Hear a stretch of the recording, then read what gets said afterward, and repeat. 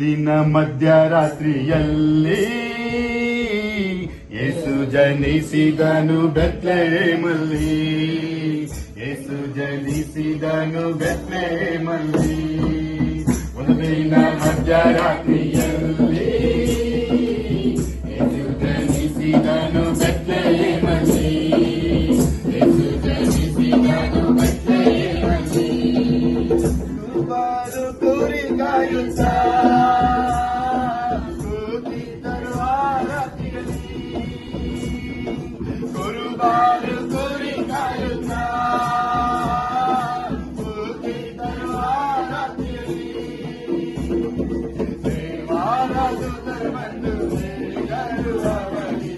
ದೇವರ ದೂತರು ಬಂದು ಹೇಳಿದರು ಅವರಿಗೆ. ರಕ್ಷಕ ಜನಿಸಿದ ಭುವಿಯಲ್ಲಿ.